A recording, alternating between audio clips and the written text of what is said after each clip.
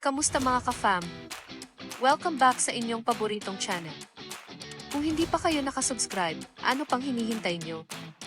Hit that subscribe button and ring the bell para hindi nyo ma-miss ang latest chika. Tumapit kayo dahil mainit na naman ang usapan sa mundo ng entertainment at politika. Heart Evangelista, trending na naman, dahil sa kanyang tell-all statements tungkol sa kanyang asawa na si Senator Chis Escudero, at sa isyong hindi niya pagdalo sa trillion peso March rally. Ano nga ba ang tunay na kwento sa likod ng lahat ng ito? Tara, alamin natin.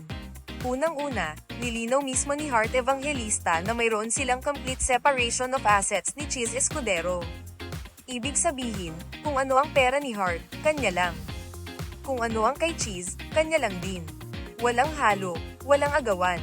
At ang chika pa, mismong ang yumaong Senator Miriam Defensor Santiago ang nag-request na magkaroon sila ng prenuptial agreement noon pa man.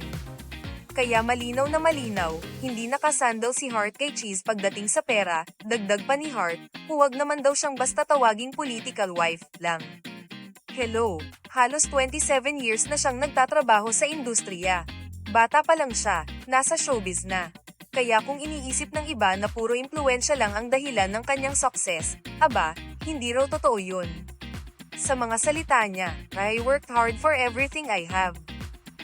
So do not come for my integrity when it comes to my work, because god damn it, I work so hard and I am proud of what I have. Pero eto na nga, bakit nga ba hindi dumalo si Heart sa kontrobersyal na trillion peso March rally laban sa korupsyon? Marami ang bumatikos, kesyo wala raw siyang malasakit, kesyo deadma lang siya. Pero ayon mismo kay Heart, may mabigat na dahilan, nakakatanggap siya ng mga banta. May nagsabi pa raw na kung sisipot siya, ay strip down daw siya sa harap ng publiko. Imagine that level of cruelty, mga ka-showbiz. Kaya pinili ni Heart ang safety kaysa makipagsabayan sa rally crowd, pero hindi ibig sabihin nito na wala siyang pakialam. Nilinaw niya na galit din siya sa katiwalian, at naniniwala siyang dapat may hustisya. Ang laban daw ay hindi lang nasa kalsada, kundi pati na rin sa mga legal na paraan. In fact, nakikipag-coordinate na siya sa kanyang legal counsel para panagutin ang mga naninira sa kanya. Mga ka-showbiz, malinaw ang mensahe ni Heart Evangelista, integrity over image, safety over spectacle.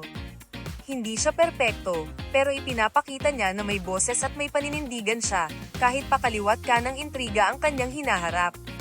Ano sa tingin nyo? Tama bang hindi siya dumalo sa rally para sa kanyang kaligtasan, o dapat bang lumaban siya doon mismo sa kalsada? E-comment nyo ang inyong saloobin sa ibaba, kung nagustuhan nyo ang video na ito.